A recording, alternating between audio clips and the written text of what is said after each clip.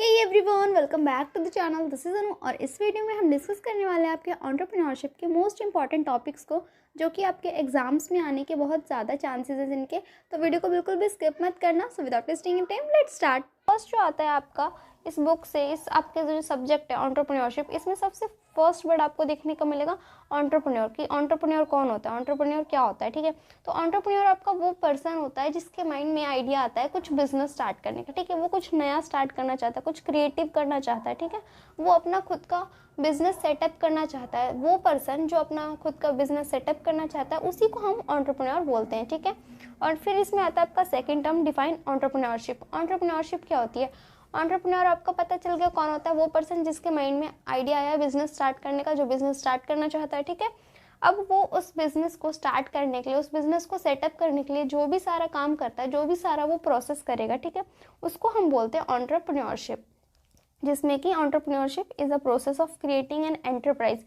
Enterprise हो गई आपकी बिजनेस, बिजनेस फॉर्म। ठीक है, एंटरप्रेन्योर, फिर एंटरप्रेन्योरशिप, फिर एंटरप्राइज। एंटरप्रेन्योर आपका वो पर्सन जो कि बिजनेस स्टार्ट करना चाहता है। एंटरप्रेन्योरशिप वो प्रोसेस पूरा जो वो अपने बिजनेस को स्टार्ट करने के लिए करेगा, और लास्ट में फिर उसकी एंटरप्राइज इस्टेब्लिश हो जाएगी। ठीक है, तो देखो एंटरप्रेन्योरशिप वो प्रोसेस होता है जिसमें कि एंटरप्रेन्योर अपना बिजनेस सेटअप करता है। वो चाहे प्रॉफिट ऑर्गेनाइजेशन भी हो सकती है, नॉन प्रॉफिट ऑर्गेनाइजेशन भी हो सकती है, दोनों में से कोई सी भी हो सकती है। ठीक है, तो वो होता है आपका एंटरप्रेन्योरशिप। और आपका ये जो एंटरप्रेन्योर है, ये जो रिस्क है उसको भी बेयर करने के लिए रेडी रहता है और प्रॉफिट कमाना चाहता है। ठीक है, मोस्टली जो एंटरप्रेन्योरशिप होती है वो प्रॉफिट कमाने के लिए ही की जाती है, और ये लोग रिस्क बेयर करने के लिए भी रेडी रहते हैं। ठीक है, और नए नए आइडियाज़ को लेके आते हैं अपने बिजनेस को स्टार्ट करने के लिए। ठीक है, अब नेक्स्ट आपका जो इससे एक टॉपिक है डिटर्मिनेंट्स ऑफ एंटरप्रेन्योरशिप। ये भी पूछा जाता है कई बार। डिटर्मिनेंट्स यहाँ पे आप फैक्टर्स वर्ड भी यूज़ कर सकते हो कि एंटरप्रेन्योरशिप के क्या क्या फैक्टर्स होते हैं, कौन कौन से फैक्टर्स होते हैं। ठीक है, तो इसमें आपके पास दो टाइप के फैक्टर्स होते हैं। एक होता है आपका इंडिविजुअल फैक्टर्स, सेकंड होता है आपका एनवायरमेंटल फैक्टर्स। ठीक है, एक एंटरप्रेन्योरशिप के डेवलपमेंट के लिए देखो वो सक्सेसफुल होगा कि नहीं, वो कितना डेवलप होगा, कैसे डेवलप होगा, उसके लिए ये फैक्टर्स होते हैं। ठीक है, तो कई तरह के फैक्टर्स होते हैं इनमें, जैसे कि मैंने भी आपको बताया इंडिविजुअल फैक्टर्स होते हैं, उसको पर्सनल फैक्टर्स भी बोलते हैं, और सेकंड आपका एनवायरमेंटल फैक्टर्स होते हैं। ठीक है, या फिर उसको एक्सटर्नल फैक्टर्स भी बोल देते हैं। ठीक है, तो वो कौन कौन से फैक्टर्स होते हैं वो देखो। सबसे फर्स्ट तो आता है आपका एग्जीक्यूशन एंड इंडिविजुअल फैक्टर्स के अंडर। ठीक है, जो आपके पर्सनल फैक्टर्स होते हैं, ये जो हमारा एंटरप्रेन्योर है उसके जो पर्सनल फैक्टर्स होंगे। इंडिविजुअल यहाँ पे हमारे एंटरप्रेन्योर की बात की जा रही है। ठीक है, तो फर्स्ट है आपका एग्जीक्यूशन। एग्जीक्यूशन देखो क्या होता है यहाँ पे, बिजनेस स्टार्ट करने का आइडिया तो यहाँ पे आपने आसपास भी अपने देखा होगा, बहुत लोगों के माइंड में चल रहा होता है कि हमें ये बिज़नेस करना है, या फिर हम ये बिज़नेस कर लेते हैं, हमें बहुत फ़ायदा होगा। ठीक है, काफ़ी लोग कई तरह की बातें सोचते रहते हैं, लेकिन एक्चुअल में उसको एग्जीक्यूट करना, जो उन्होंने सोचा है उस प्लान को एग्जीक्यूट करना हर कोई नहीं कर पाता है। ठीक है, बहुत कम ही लोग होते हैं जो कि वो सोच रहे होते हैं जो भी अपना बिजनेस प्लान उसको एग्जीक्यूट कर पाते हैं। तो एक जो एंटरप्रेन्योर होता है आपका, उसके अंदर ये क्वालिटी होनी चाहिए एग्जीक्यूशन की। ठीक है, जो एंटरप्रेन्योर एग्जीक्यूट कर पाएगा वही तो आगे अपना बिजनेस इस्टेब्लिश करेगा ना। तो ये एक आपका फर्स्ट फैक्टर है। ठीक है, सेकंड आता है आपका परसीवरेंस। मतलब पैशन होना चाहिए इंसान के अंदर कुछ करने का। ठीक है, अगर उसने डिसाइड कर लिया है कि मेरे को ये चीज़ करनी है, तो उसके लिए उसको पूरी जी जान एक कर देनी है। ठीक है, परसीवरेंस होना चाहिए इंसान के अंदर। आपका जो भी एंटरप्रेन्योर होता है उसके अंदर ये क्वालिटी ज़रूरी होनी चाहिए। ठीक है, इसके बिना कोई भी सक्सेसफुल नहीं हो सकता है, कोई भी वो अपनी एंटरप्राइज एस्टैब्लिश नहीं कर पाएगा। ठीक है, जब तक उसके अंदर पैशन ही नहीं होएगा कि मेरे को ये काम करना है तो करना है, तो वो कैसे कुछ भी करेगा। ठीक है, तो फिर वो उसका एक दिन मन करेगा, एक दिन मन नहीं करेगा। ठीक है, तो ये क्वालिटी होनी चाहिए एक इंसान के अंदर। ठीक है, थर्ड आता है आपका प्रॉब्लम सॉल्विंग बिहेवियर। जो एक एंटरप्रेन्योर होता है उसका हमेशा प्रॉब्लम सॉल्विंग बिहेवियर होना चाहिए। ठीक है, ऐसा नहीं है कि उसने अगर दो चार प्रॉब्लम्स आ गई तो फिर उनसे डर के उसने सारा काम छोड़ दिया वहीं पे, ऐसा नहीं होना चाहिए। ठीक है, उसका प्रॉब्लम सॉल्विंग नेचर होना चाहिए। अगर कोई भी प्रॉब्लम आती है तो उसको किस तरीके से सॉल्व करना है, क्या क्या उसके सॉल्यूशंस निकल सकते हैं, एक एंटरप्रेन्योर को वो सारी चीज़ें ध्यान में रखनी होती है। ठीक है, नेक्स्ट आपका जो फैक्टर है वो आता है रिस्क टेकिंग बिहेवियर। एक एंटरप्रेन्योर का हमेशा रिस्क टेकिंग बिहेवियर होता है। ठीक है, बिना रिस्क के कोई भी बिजनेस आप नहीं कर सकते हो। जहाँ पे जितना ज़्यादा रिस्क होएगा उतना ज़्यादा प्रॉफिट होता है। आपको पता ही होगा कि बिज़नेस में आप जितना ज़्यादा रिस्क लेते हो उतना ज़्यादा आपका प्रॉफिट अर्न करने के चांसेस बढ़ते जाते हैं। लेकिन हाँ, बहुत ज़्यादा रिस्क भी नहीं रखना चाहिए, रिस्क शुड बी मॉडरेट, ठीक है, मॉडरेट रिस्क होना चाहिए आपका। तो लेकिन जो आपका एंटरप्रेन्योर होता है उसके अंदर ये नेचर होना चाहिए कि वो रिस्क बेयर करने के लिए रेडी हो। अगर वो रिस्क बेयर ही नहीं करेगा तो उसको प्रॉफिट कैसे होएगा, ठीक है, वो कैसे अपनी एंटरप्राइज इस्टेब्लिश कर पाएगा, ठीक है। अब आता है आपका नेक्स्ट फैक्टर जो कि आपका लास्ट फैक्टर है, क्रिएटिव एंड इनोवेटिव, ठीक है। उसके जो आइडियाज़ हैं एंटरप्रेन्योर के वो क्रिएटिव होने चाहिए, ठीक है। ऐसा नहीं कि किसी और का आइडिया उसने कॉपी पेस्ट करके यूज़ कर लिया, ठीक है, कि वो बंदा वो काम कर रहा है तो मैं भी कर लेता हूँ, ऐसा नहीं होनी चाहिए, ठीक है। क्रिएटिविटी होनी चाहिए उस पर्सन के अंदर और इनोवेटिव होना चाहिए वो, ठीक है। उसके आइडियाज़ न्यू होने चाहिए, कुछ अच्छे होने चाहिए, ठीक है, जो कि लोगों को अट्रैक्ट कर पाए अपनी तरफ, ठीक है। तो ये तो देखो आपके सारे इंडिविजुअल फैक्टर्स हैं जो कि आपकी एक एंटरप्रेन्योरशिप को अफेक्ट करते हैं डेवलप होने में, पॉजिटिवली भी अफेक्ट कर सकते हैं, ठीक है, आपको नेगेटिवली भी अफेक्ट कर सकते हैं, डिपेंड करता है कि पर्सन कैसा है, आपका जो एंटरप्रेन्योर है वो इन फैक्टर्स को कैसे कंसिडर करता है, ठीक है। तो ये डेवलपमेंट में काफ़ी यूज़फुल होते हैं एंटरप्राइज के आपके। जब भी आप एक एंटरप्राइज बनाओगे या फिर आप कभी भी डिसाइड करोगे तो आपको काफ़ी सारी चीज़ें ध्यान में रखनी होती है, ठीक है। तो ये आपके हैं पर्सनल फैक्टर्स।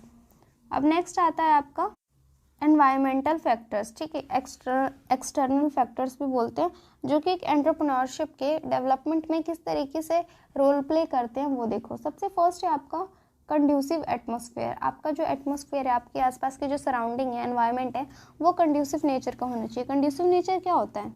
इस तरह का इन्वायरमेंट जो कि आपको मोटिवेट कर रहा हो कुछ काम को करने के लिए। अगर आपने कुछ काम करने का डिसाइड करा है तो मतलब आपके आसपास का एटमॉस्फेयर ऐसा होना चाहिए कि आप मोटिवेटेड फील करो, ठीक है। ऐसा नहीं है कि आपके आसपास सारे लोग नेगेटिविटी फैला रहे हैं तो वहाँ पे आप कुछ भी काम नहीं कर सकते हो, ठीक है। आपके आसपास कंड्यूसिव एटमॉस्फेयर होना चाहिए, ठीक है। सेकेंड फैक्टर आता है आपका एंटरप्रेन्योरियल कल्चर। इसमें क्या होता है देखो, सबसे मतलब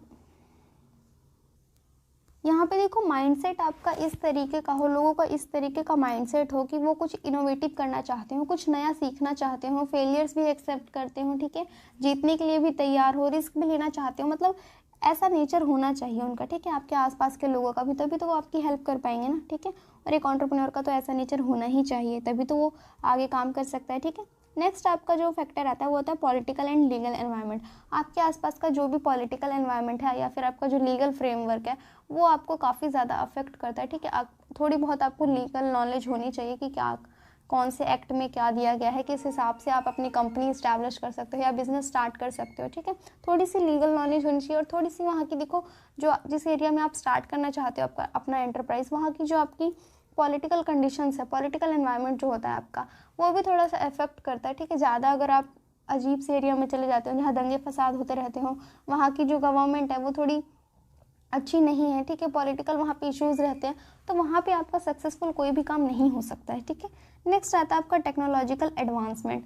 टेक्नोलॉजी होनी चाहिए आपके पास, आपको टेक्नोलॉजी की नॉलेज होनी चाहिए। जिस एरिया में आप एंटरप्राइज स्टार्ट करना चाहते हो वहाँ पे टेक्नोलॉजिकल डेवलपमेंट होना चाहिए, ठीक है। वहाँ पे ऐसा नहीं है कि बहुत पुराने ज़माने की टेक्नोलॉजी पड़ी और आप वहाँ जाके कुछ स्टार्ट करना चाह रहे हो, तो जब आपको रिसोर्सेज ही नहीं मिल पाएंगे तो आप कैसे काम करोगे, ठीक है। नेक्स्ट आता है आपका सोशियो इकोनॉमिक कंडीशंस। अब ये क्या होती है वो देखो, आप जहाँ पे भी अपना बिजनेस स्टार्ट करना चाहते हो वहाँ पे आपको थोड़ा सा नॉलेज होना चाहिए कि वहाँ की जो सोसाइटी है उनके क्या कल्चर है, उनका कैसा कल्चर है, ठीक है, क्या आप क्या बिलीव करते हैं वो लोग, ठीक है, किन चीज़ों में ज़्यादा विश्वास करते हैं, क्या काम करना पसंद करते हैं, उनके क्या क्या कस्टम्स होते हैं, ठीक है। अलग अलग टाइप के रिलीजन्स के भी लोग रहते हैं एक ही जगह पे, ठीक है। तो वहाँ पे आपको वहाँ का थोड़ा सा नॉलेज होना चाहिए, थोड़ा सा आपको आइडिया रहेगा तो आपको अपना बिजनेस स्टार्ट करने में काफ़ी हेल्प मिलेगी, ठीक है। तो वहाँ की आपको थोड़ी सोशल इकोनॉमिक जो आपको इन्फॉर्मेशन होती है वो आपको पता होनी चाहिए थोड़ी सी, ठीक है, ज़्यादा नहीं बट आपको थोड़ा बहुत पता होना चाहिए वहाँ के बारे में, तभी आप उस हिसाब से अपने बिजनेस को इस्टेब्लिश कर सकते हो कि आपको उसमें क्या क्या चेंजेस करने हैं या फिर क्या आप उसमें ऐड कर सकते हो, क्या उसमें से हटा सकते हो जो वहाँ पे सूट नहीं करेगा उस जगह को, ठीक है। तो ये आपके सारे एनवायरमेंटल और एक्सटर्नल फैक्टर्स हैं जो कि अफेक्ट करते हैं आपके एंटरप्रेन्योरशिप के डेवलपमेंट में, ठीक है। एंटरप्रेन्योरशिप के किस किस टाइप के आपके मॉडल्स होते हैं वो देखो। सबसे फर्स्ट है आपका एम्बिशियस इनोवेटर्स। इसमें क्या होता है, देखो जो आपके एंटरप्रेन्योर्स होते हैं वो विश्वास करते हैं ज़्यादा से ज़्यादा रिस्क लेने में, ठीक है, नए नए एक्सपेरिमेंट्स करने में, नई नई चीज़ों को करने में वो लोग ट्रस्ट करते हैं। और इस टाइप की जो आपकी एंटरप्राइजेस होती हैं वो ऐसे ही काम करती हैं, रिस्क वगैरह लेती हैं मार्केट में, ठीक है, नए नए प्रोडक्ट्स लाती हैं, अपना अलग ही वो इनोवेशन दिखाती हैं अपने प्रोडक्ट्स में, ठीक है। तो ये होता है आपका एम्बिशियस इनोवेटर्स, ठीक है। सेकेंड आता है आपका अडेप्टिव इनोवेटर्स।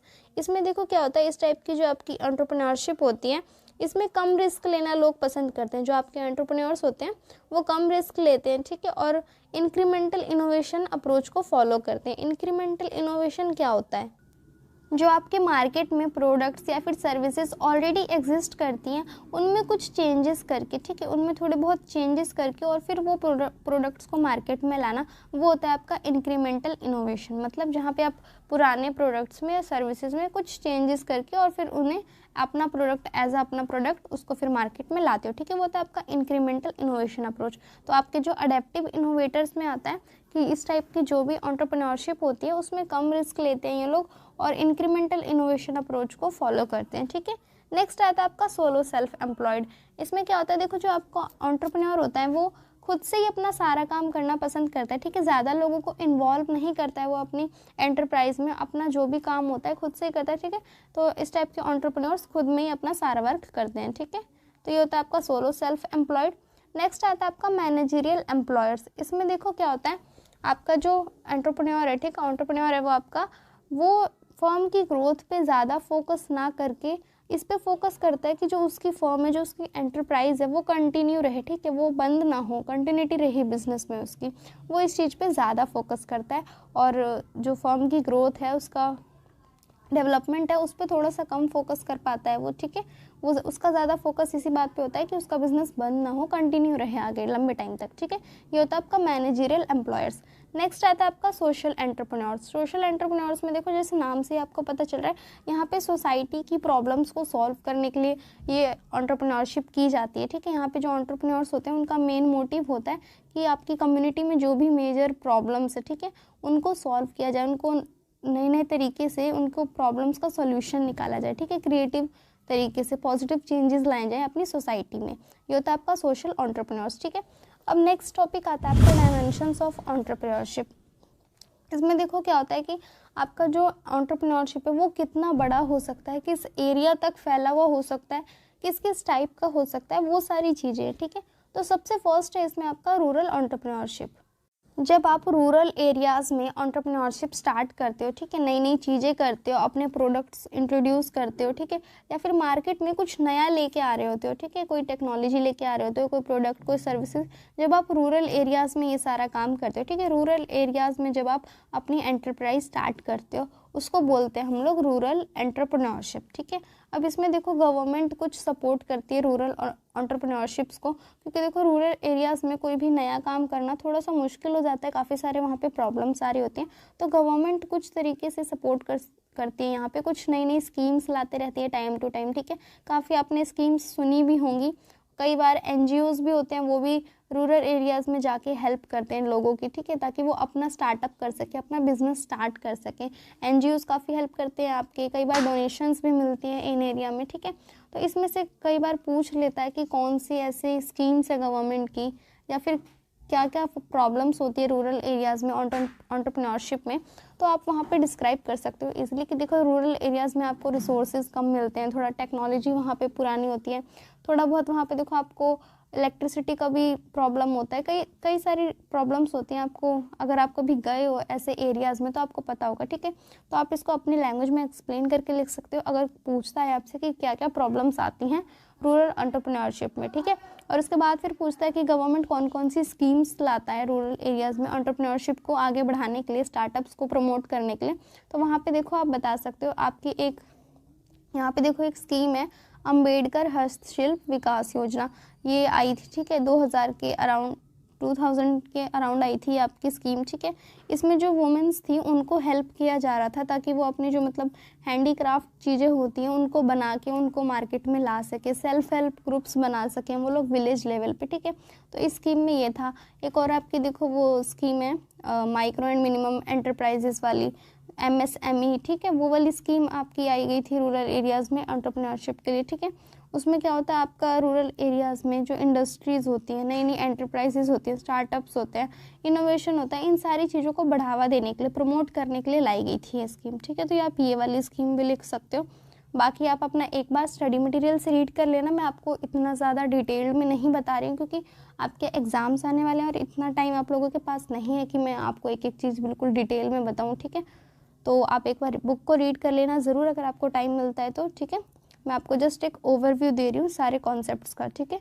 अब नेक्स्ट आता है आपका, देखो, वुमेन एंटरप्रेन्योरशिप। वुमेन एंटरप्रेन्योरशिप में क्या होता है, जहाँ पे आपकी एंटरप्रेन्योर एक वुमेन होती है, ठीक है, वो होता है आपका वुमेन एंटरप्रेन्योरशिप। जहाँ पे देखो जो भी आपकी एंटरप्राइजेज या एंटरप्रेन्योरशिप है वो स्टार्ट की गई है एक वुमेन के थ्रू, ठीक है। एक वुमेन ने स्टार्ट करी है, वो अपना बिजनेस चलाना चाहती है, कोई भी नया कुछ भी स्टार्ट करिए, ठीक है। एंटरप्रेन्योरशिप आपकी स्टार्ट करिए जब वो अपना एक वुमेन, तो वो आपकी वुमेन एंटरप्रेन्योरशिप होती है। और इसमें देखो कंडीशन ये है कि अगर कोई वुमेन एंटरप्राइज बन रही है, ठीक है, कोई किसी वुमेन ने अपना स्टार्ट करी है एंटरप्राइज, तो वहाँ पे देखो जो उसके 51% कैपिटल है वो उसको, मतलब जो आपके एंटरप्राइज की कैपिटल है उसकी 51% जो मतलब ओनर है वो वुमेन्स होनी चाहिए, ठीक है। आपकी कैपिटल के 51% ओनर वुमेन्स होनी चाहिए।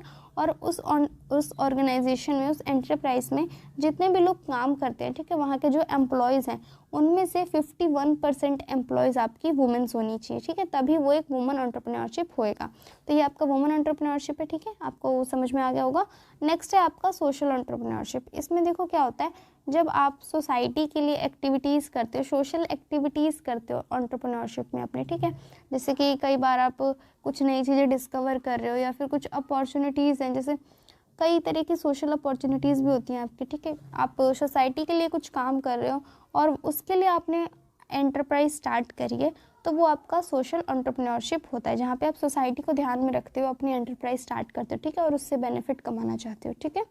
अब नेक्स्ट आता है आपका कल्चरल एंटरप्रेन्योरशिप। कल्चरल एंटरप्रेन्योरशिप में देखो क्या होता है, जो आपके एंटरप्रेन्योर्स होते हैं वो क्या करते हैं कि कल्चरल जो एक्टिविटीज़ होती हैं उनको टारगेट करते हैं, कल्चरल एक्टिविटीज़ के थ्रू अपना पैसा कमाना चाहते हैं, अपनी जो ऑर्गेनाइजेशन है वो स्टार्ट करना चाहते हैं, ठीक है। क्योंकि काफ़ी लोगों को देखो कल्चरल एक्टिविटीज़ में बहुत ज़्यादा इंटरेस्ट होता है, काफ़ी लोग म्यूज़िक में इंटरेस्ट रखते हैं, अलग अलग आपके स्पोर्ट्स में इंटरेस्ट रखते हैं, कुछ आपके पुराने डॉक्यूमेंट्स कह रही हूँ, सॉरी, पुराने जो आपके आर्ट वाले वर्क्स होते हैं, ठीक है, कई आपने देखा होगा, हैंडीक्राफ्ट जो चीज़ें होती हैं, कल्चरल जो चीज़ें होती हैं आपकी, उसमें काफ़ी लोग इंटरेस्ट रखते हैं। तो कई जो एंटरप्रेन्योर्स होते हैं आपके वो इसको टारगेट करते हैं और फिर कल्चरल अपनी एंटरप्राइज स्टार्ट करते हैं, ठीक है। तो वो आपका होता है कल्चरल एंटरप्रेन्योरशिप। नेक्स्ट आता है आपका टेक्नो एंटरप्रेन्योरशिप। देखो नाम से ही क्लियर हो रहा है, यहाँ पे टेक्नोलॉजी की बात हो रही है, जहाँ पे टेक्नोलॉजी को टारगेट किया जाता है, टेक्नोलॉजी को as a business model use किया जाता है, ठीक है। टेक्नोलॉजी में डिफरेंट चेंजेस करके आप कुछ भी मार्केट में नया लाते हो, ठीक है, तो वो आपका टेक्नो एंटरप्रेन्योरशिप होता है, ठीक है। अब नेक्स्ट आता है आपका हेरिटेज एंड टूरिज्म एंटरप्रेन्योरशिप। इसमें भी देखो नाम से क्लियर है आपका, जब आप टूरिज्म को टारगेट करते हो, टूरिज्म के लिए एंटरप्राइज स्टार्ट करते हो, आपने देखा होगा कहीं आप घूमने जाते हो तो वहाँ पे कई तरह की आपको ट्रैवल एजेंसीज़ मिलती हैं, टूरिस्ट एजेंसीज़ भी मिलती हैं जो आपको पूरा टूर करवाती हैं, ठीक है। तो उस टाइप की जो आपकी एंटरप्राइजेज़ होती हैं, एंटरप्राइजेज़ होती हैं, उसको आप टूरिज्म एंटरप्रेन्योरशिप बोल सकते हो, ठीक है। नेक्स्ट आता है आपका इंटरनेशनल एंटरप्रेन्योरशिप। इंटरनेशनल एंटरप्रेन्योरशिप में क्या होता है, देखो जब आप अपना प्रोडक्ट या फिर सर्विस जो भी आप प्रोवाइड करते हो लोगों को, वो आप एक कंट्री से ज़्यादा कंट्रीज़ में कर रहे हो, ठीक है, आप अलग अलग कंट्रीज़ में अपनी प्रोडक्ट्स को और सर्विसेज को प्रोवाइड करवाते हो, ठीक है, तो वो होता है आपका इंटरनेशनल एंटरप्रेन्योरशिप। नेक्स्ट आता है आपका इकोप्रेन्योरशिप, ठीक है। इकोप्रेन्योरशिप में क्या होता है, जहाँ पे आप एनवायरनमेंट को ध्यान में रखते हुए अपनी एंटरप्राइज स्टार्ट करते हो, ठीक है। एनवायरनमेंट के बेनिफिट के लिए आप अपनी एंटरप्राइज स्टार्ट करते हो, फर्स्ट टॉपिक आता है आपका फर्स्ट जनरेशन रिसाइक्लेबल प्रोडक्ट्स बनाते हो, या फिर आप कुछ भी इस टाइप का करते हो जिससे आप जो कि अपना जो एनवायरनमेंट एंटरप्राइज स्टार्ट करते हैं, कुछ नया कुछ बचाया जा करने का ट्राई करते हैं, वो आपको फर्स्ट जनरेशन एंटरप्रेन्योरशिप, ठीक है, जिनकी फैमिली में पहले किसी ने भी बिजनेस ना किया हो, वो अपनी फैमिली में ऐसे फर्स्ट मेंबर हों एक एंटरप्राइज स्टार्ट करने वाले, एक बिजनेस स्टार्ट करने वाले अपनी फैमिली में, ठीक है, उनका कोई बैकग्राउंड ना हो बिजनेस से, ठीक है, उन्होंने खुद से अपनी फैमिली में फर्स्ट टाइम मतलब स्टार्ट करा हो एंटरप्रेन्योरशिप, ठीक है, तो वो होते हैं आपके फर्स्ट जनरेशन एंटरप्रेन्योर्स। ये इतना इंपॉर्टेंट नहीं है, कभी कभी शॉर्ट नोट में पूछ लेता है, इसलिए मैंने आपको बता दिया, ठीक है। नेक्स्ट टॉपिक आता है आपका फैमिली बिजनेस। फैमिली बिजनेस देखो मोस्टली पूछा जाता है एग्जाम में कि क्या होता है। देखो फैमिली बिजनेस में क्या होता है कि एक एंटरप्राइज जो कि ओन की गई हो, मतलब जिसके ओनर्स एक ही फैमिली के मेंबर्स हों, और उस जो एंटरप्राइज है उसमें सारे लोग जो भी काम कर रहे हैं वो सब उसी फैमिली के मेंबर्स हों, ठीक है, उनके पास राइट हो उस एंटरप्राइज को कंट्रोल करने का, ठीक है, वो सारी चीज़ें खुद से ही मैनेज करते हो, एक ही फैमिली पूरी एंटरप्राइज को चला रही हो, उसे ही हम फैमिली बिजनेस बोलते हैं, ठीक है। तो इस पर एक और टॉपिक है कि फैमिली बिजनेस जो होता है इंडिया में वो कौन कौन से चैलेंजेस फेस करने पड़ते हैं फैमिली बिजनेस को, ठीक है। तो ये देखो कौन कौन से चैलेंजेस फेस करते हैं फैमिली बिजनेस। सबसे फर्स्ट है आपका लिमिटेड टैलेंट। एक देखो एक फैमिली है तो उसमें लिमिटेड मेंबर्स हो सकते हैं, और देखो हर इंसान के पास अलग अलग टैलेंट होता है, तो फैमिली में लिमिटेड अगर मेंबर्स है तो टैलेंट भी तो लिमिटेड होगा। अगर 10 मेंबर्स हैं तो 10 लोगों के पास 10 तरह का टैलेंट होगा, उससे ज़्यादा आप बाहर के एम्प्लॉयज़ हायर नहीं करते हो, तो आपको और ज़्यादा टैलेंट यहाँ पे देखने को नहीं मिलता है, ठीक है। सेकेंड इसमें चैलेंजेस फेस करने पड़ते हैं कि लैक ऑफ सक्सेशन प्लानिंग। पे सक्सेशन प्लानिंग में काफ़ी ज़्यादा लैग करता है। देखो आपको इससे काफ़ी ज़्यादा प्रॉब्लम होती है बिजनेस की कंटिन्यूटी में, फैमिली मेम्बर्स के बीच में कॉन्फ्लिक्ट होता रहता है, तो ये काफ़ी ज़्यादा इसमें चैलेंजेस फेस करने पड़ते हैं, ठीक है। नेक्स्ट आता है आपका कि यहाँ पे टेक्नोलॉजी नीड्स, ठीक है। टेक्नोलॉजी नीड्स में मतलब यहाँ देखो एक ही फैमिली पूरा एंटरप्राइज रन कर रही है, ठीक है, तो वहाँ पे मतलब ज़रूरी नहीं है कि सारे लोगों को टेक्नोलॉजी की इतनी अच्छी नॉलेज हो, ठीक है, और अगर जो पूरी फैमिली है उसमें से किसी एक आधे बंदे को अच्छी नॉलेज है भी टेक्नोलॉजी की, तो सिर्फ उस एक ही बंदे को जितनी भी नॉलेज होगी बस वही होगी, ठीक है। आप बाहर से टेक्नोलॉजी की इन्फॉर्मेशन नहीं ले सकते क्योंकि आप बस अपने फैमिली मेम्बर्स को ही एज ए एम्प्लॉय अपनी एंटरप्राइज में काम करते हो, ठीक है, तो यहाँ पे ये भी थोड़ी सी प्रॉब्लम आ जाती है, ठीक है। नेक्स्ट आता है आपका सिबलिंग रिवैलरी। इसमें देखो क्या होता है, जो आपकी फैमिली मेम्बर्स है उसमें सिबलिंग्स होते हैं, इसमें देखो सबके अलग अलग अपने एक्सपीरियंस होते हैं, अपनी अपनी स्किल्स होती हैं, किसी के पास ज़्यादा अच्छा किसी को काम करना आता है, किसी को नहीं आता है कोई चीज़, ठीक है, तो यहाँ ये लोग आपस में ही कॉन्फ्लिक्ट कर लेते हैं, आपस में ही एक दूसरे को नीचा दिखाना स्टार्ट कर देते हैं, कई बार फैमिली बिजनेस में ये प्रॉब्लम भी होती है, ठीक है। नेक्स्ट आता है आपका इंटरनल कॉन्फ्लिक्ट। इंटरनल कॉन्फ्लिक्ट में देखो जैसे सिबलिंग्स के बीच में अपनी लड़ाई होती है, ठीक है, आपस में वो लोग लड़ाई झगड़ा करने लगते हैं, एक दूसरे को नीचे दिखाते हैं, वैसे ही जो बाकी फैमिली मेम्बर्स होते हैं उनमें भी देखो सबके पास अलग अलग टैलेंट है, तो वो लोगों अगर कोई उनसे ज़्यादा अच्छा कर रहा है तो कई बार उनको बुरा लगता है, तो ठीक है वो उनको नीचा दिखाना स्टार्ट कर देते हैं, या फिर किसी ने कोई नया आइडिया दिया आप उसका आइडिया एक्सेप्ट नहीं कर रहे हो कि इसे तो कुछ भी नहीं आता है, तो इस तरीके से उनके बीच में इंटरनल कॉन्फ्लिक्ट हो जाता है, ठीक है।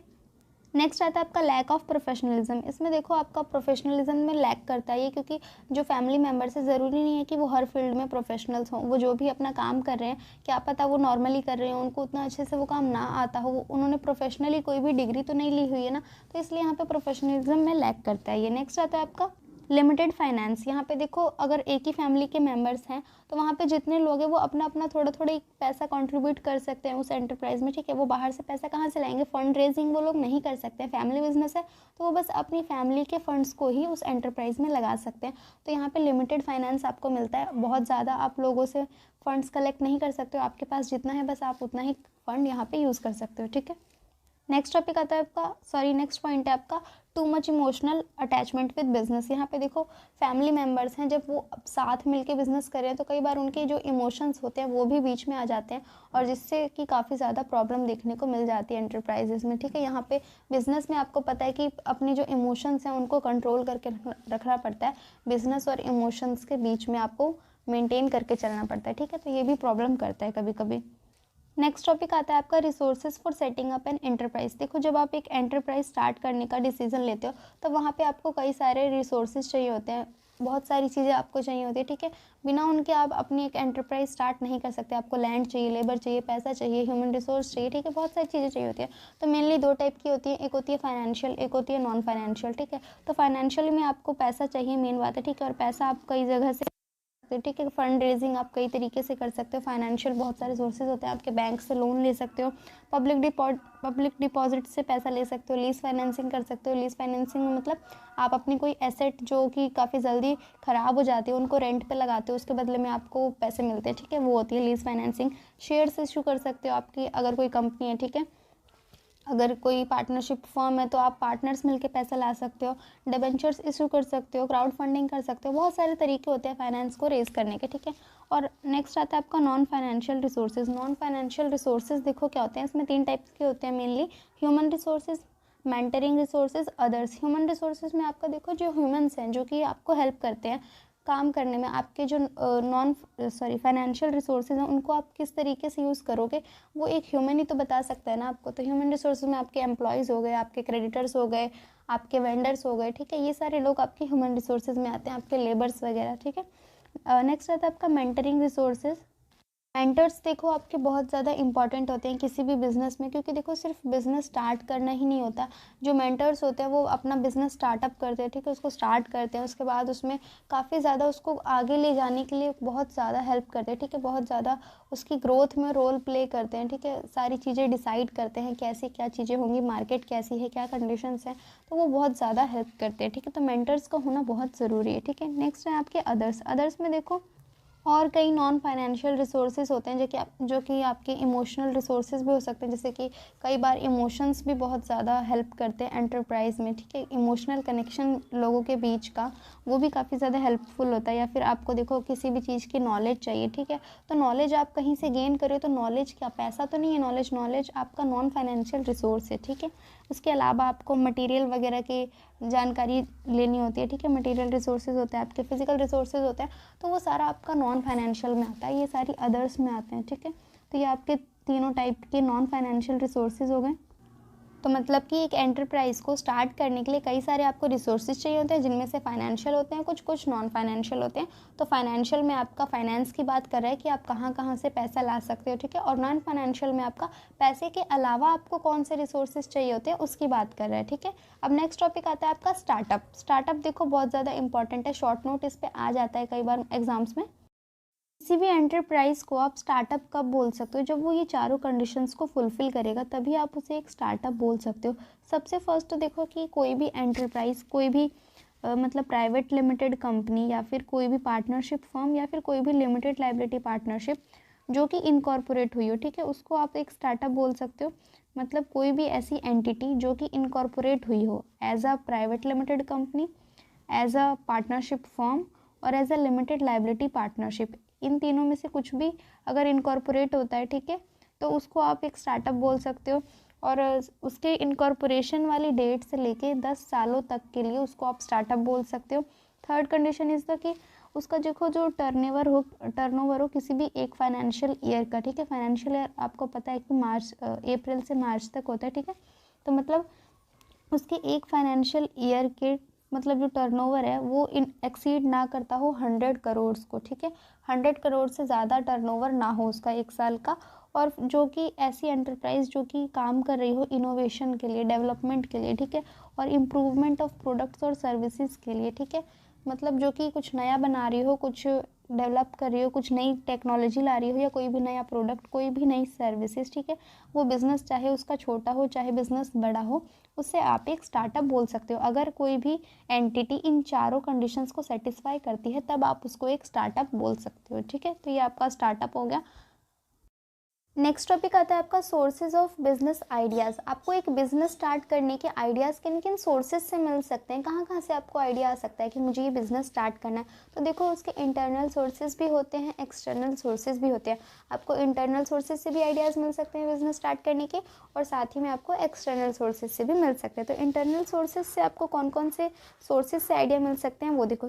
यहाँ पे आता है आपका रिसर्च एंड डेवलपमेंट। जब आप किसी प्रोडक्ट के बारे में, किसी सर्विसेज के बारे में कुछ रिसर्च करते हो, वहाँ से आपको आइडिया मिलता है कि हाँ हमें ये बिजनेस स्टार्ट कर लेना चाहिए, ठीक है। सेकंड है आपका एंटरप्रेन्योरशिप। देखो जब आपकी ऑर्गेनाइजेशन में जो एम्प्लॉयज़ होते हैं, ठीक है, उनके पास कुछ नए आइडियाज़ होते हैं, आप उनसे कोई आइडियाज़ लेते हो, ठीक है, उसको एंटरप्रेन्योरशिप बोलते हैं। तो आपके एम्प्लॉयज़ अगर आपको कुछ सजेस्ट कर रहे हैं, वहाँ से आपको आइडिया मिल रहा है, तो उसको हम बोलते हैं एंटरप्रेन्योरशिप, ठीक है। थर्ड है आपका हॉबीज़ एंड इंटरेस्ट। आपको देखो पर्सनल आपकी कोई हॉबी है, किसी पर्टिकुलर फील्ड में आपको इंटरेस्ट है, आप उस फील्ड में जब कोई काम करना स्टार्ट कर देते हो, ठीक है, आपकी जो हॉबी है आप उसको एज अ बिज़नेस आइडिया मान के और वहाँ पे आप कोई एंटरप्राइज स्टार्ट कर लेते हो, कोई बिज़नेस स्टार्ट कर देते हो, ठीक है। आपका जिस भी फील्ड में पर्टिकुलर फील्ड में इंटरेस्ट है, आप उस पर्टिकुलर फील्ड में कोई ऑर्गेनाइजेशन स्टार्ट कर लेते हो, तो वो आपका होता है हॉबीज़ एंड इंटरेस्ट में आता है, ठीक है। अब आते हैं आपके एक्सटर्नल सोर्सेज। एक्सटर्नल सोर्सेज में देखो आपका सबसे फर्स्ट है नीड रिकॉग्निशन ऑफ कस्टमर्स। इसमें आप पता करते हो कि जो कस्टमर्स हैं आपकी, जो वो क्या मांग रहे हैं, उनको क्या प्रोडक्ट चाहिए, क्या सर्विसेज चाहिए, उनकी क्या नीड्स है, और वहाँ से आइडिया लेके आप बिजनेस स्टार्ट करते हो, ठीक है। सेकंड है आपका एग्जिस्टिंग प्रोडक्ट्स एंड सर्विसेज। कई बार आपको जो मार्केट में एग्जिस्टिंग प्रोडक्ट्स होते हैं, सर्विसेज होते हैं, उनको देख के भी कोई नया आइडिया आ जाता है कि हाँ इस प्रोडक्ट से मिलता जुलता मैं ये प्रोडक्ट अपना लॉन्च कर सकता हूँ, ठीक है। तो वहाँ से कई बार आपको बिजनेस आइडिया मिल जाता है। थर्ड आता है आपका डिस्ट्रीब्यूशन नेटवर्क। डिस्ट्रीब्यूशन नेटवर्क में आपका देखो जो होलसेलर है, रिटेलर्स है, ठीक है, जिनके पास आप अपना सामान सप्लाई करते हो, उनको मार्केट के बारे में पता होता है, उनसे कस्टमर सामान लेते हैं, तो उनको भी थोड़ा सा आइडिया रहता है कि हाँ कस्टमर अभी क्या चाह रहा है, कैसी मार्केट चल रही है, तो वो कई बार आपको सजेस्ट करते हैं या फिर कई बार आपको कोई आइडिया देते हैं और आप उस आइडिया में थोड़े बहुत चेंजेस करके या उसी आइडिया को आप एज अ बिज़नेस स्टार्ट कर लेते हो, ठीक है। तो यहाँ से आपको कई बार आइडिया मिल जाता है बिज़नेस स्टार्ट करने का। नेक्स्ट आता है आपका trade journals, business magazines and newspapers. कई बार देखो आप न्यूज़पेपर में कुछ पढ़ते हो, कुछ अलग सा आया हुआ होता है, आर्टिकल कोई छपा होता है या कुछ भी, वहाँ से आपको आइडिया मिल जाता है। या फिर जो बिज़नेस मैगजीन्स होती हैं, बिज़नेस मैगजीन से कई बार आपको आइडिया कोई मिल गया, कोई नई चीज़ देखी आपने, ठीक है। ट्रेड जर्नल में से आपको कई बार कुछ मिल जाता है और वहाँ से आप अपना उसमें कुछ क्रिएटिविटी थिंकिंग करके, ठीक है, आप अपना उसमें ही अपना कोई आइडिया निकाल लेते हो और वहाँ से आप बिज़नेस स्टार्ट कर लेते हो, ठीक है। नेक्स्ट आता है आपका ट्रेड फेयर्स एंड एग्जीबिशंस। जो आपके ट्रेड फेयर्स लगते हैं, एग्जीबिशंस होती हैं बड़ी बड़ी, ठीक है, उनको देख के भी कई बार आपको बिज़नेस आइडिया मिल जाता है। तो ये आपके इंटरनल और एक्सटर्नल सोर्सेज हैं जहाँ से आपको एक बिज़नेस स्टार्ट करने के आइडियाज़ मिलते हैं। तो ये आपके सारे इंपॉर्टेंट टॉपिक्स हैं जो कि एग्ज़ाम्स में मोस्टली आते ही आते हैं, ठीक है। तो वीडियो को आप अच्छे से 2-3 बार देख लेना, आपको सारे टॉपिक्स अच्छे से रिवाइज हो जाएंगे और आपने सारे टॉपिक्स अच्छे से एक बार कर लिए तो आपके एग्ज़ाम्स में 50 to 60 मार्क्स तो ईजिली स्कोर हो जाएंगे। सो वीडियो अच्छा लगा हो तो वीडियो को लाइक ज़रूर करना, चैनल पर फर्स्ट टाइम आए हो तो सब्सक्राइब करके जाना।